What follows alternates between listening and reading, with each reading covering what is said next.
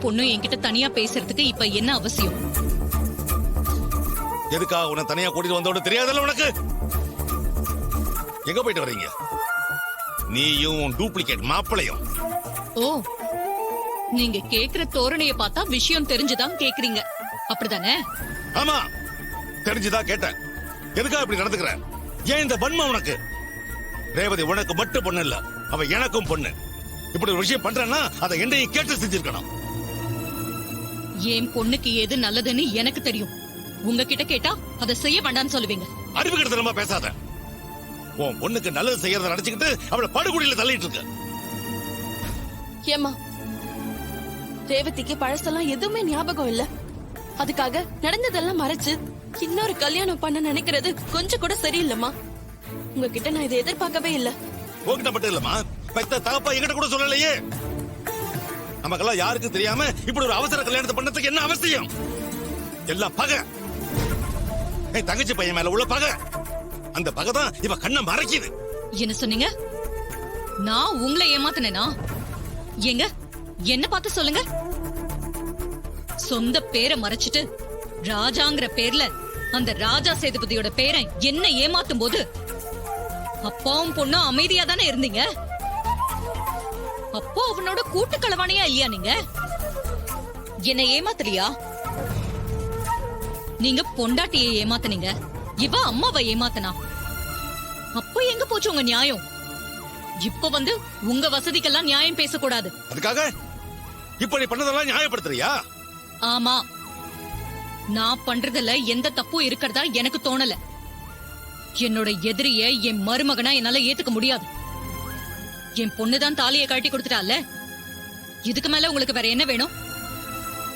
அப்பாவும் பொண்ணும் பழசெல்லாம் பேசி பேசி ரேவதிக்கு பழைய ஞாபகம் எல்லாம் வர வச்சிடலான்னு மட்டும் நினைக்காதீங்க. இனி ஒரு நாளும் அவன் என் பொண்ணோட வாழ்க்கையில வர போறது இல்ல. அதுக்கு நான் அனுமதிக்க போறதும் இல்ல. மா, நீங்க பேசுறதெல்லாம் ரொம்ப தப்பு. போதும், நிறுத்து.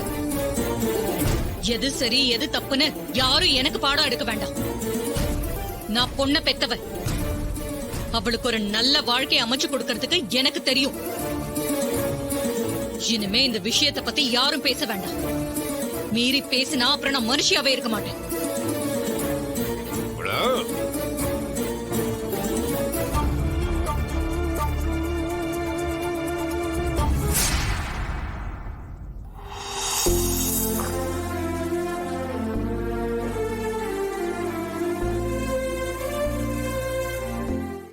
பேசணுமா?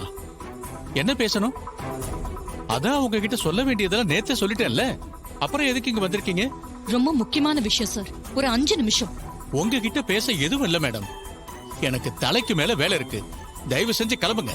என் பொண்ணோட டாக்குமெண்ட்ஸ உங்களுக்கு யார் அனுப்புனான்னு மட்டும் சொல்லுங்க, நாங்க கிளம்பிடுறோம். இது பாருங்க மேடம், நீங்க எல்லாம் சொசைட்டில முக்கியமான இடத்துல இருக்கீங்க.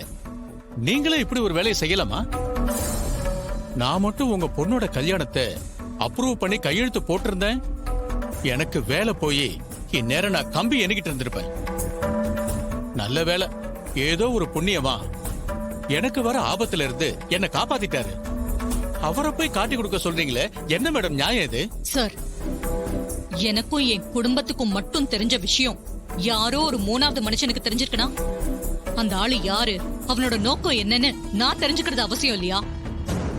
நான் பொண்ண பெத்தவ சார், அவள ஒரு நல்லவனுக்கு கட்டி கொடுக்கணும்னு நினைக்கிறேன். இதுல என்ன தப்பு இருக்கு? உங்களை நான் கெஞ்சி கேக்குறேன், இந்த தகவலை உங்களுக்கு யார் சொன்னாங்க அதை மட்டும் சொல்லுங்க. நீங்க சொல்ற வரைக்கும் நான் இந்த இடத்தை விட்டு போக மாட்டேன். என்ன மேடம் உங்களோட பெரிய தொல்லையா போச்சு? நீங்க எவ்வளவு நேரம் உட்கார்ந்தாலும் என்னால சொல்ல முடியாது. சார், அவங்க பொண்ணுக்கு நல்ல வாழ்க்கை கிடைக்கிறதுல யாரோ ஒருத்தர் வைத்தறிச்சல்ல ஒரு தப்பான தகவலை கொடுத்திருக்காங்க.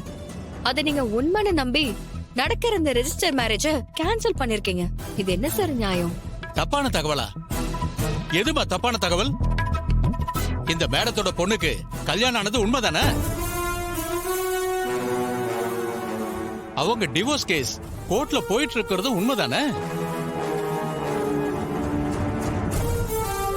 சொல்லுமா, உண்மைதானே?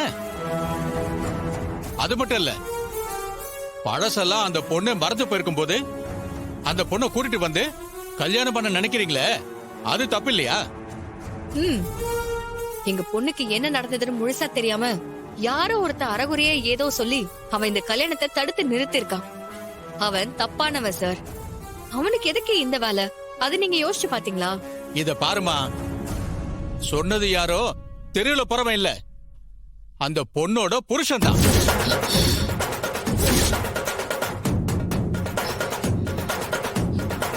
என் மனைவிக்கு பழசெல்லாம் ஞாபகம் இல்ல. அப்படி இருக்கும்போது என் மனைவிக்கு கல்யாணம் பண்ண நினைக்கிறது சட்டப்படி தப்பு இல்லையான்னு கேக்குறாரு. நான் என்னமா பதில் சொல்ல முடியும்? அவரு சும்மா போற போக்குல எதுவும் சொல்லல, எல்லாத்துக்கும் பக்காவா ப்ரூஃப் கொடுத்திருக்காரு. அவரு கொடுத்த தகவல்லாம் வெரிஃபை பண்ணதுக்கு அப்புறம் தான் இந்த கல்யாணத்தையே நான் நிறுத்தினேன். போதுமா? கலா, நான் சொன்னேன்ல, இதெல்லாம் அவன் பார்த்த வேலைதான். மேடம், இப்பதான் எமோஷன் ஆகி எல்லாத்தையும் உளறி நீங்க கேட்ட விவரத்தை நானே சொல்லி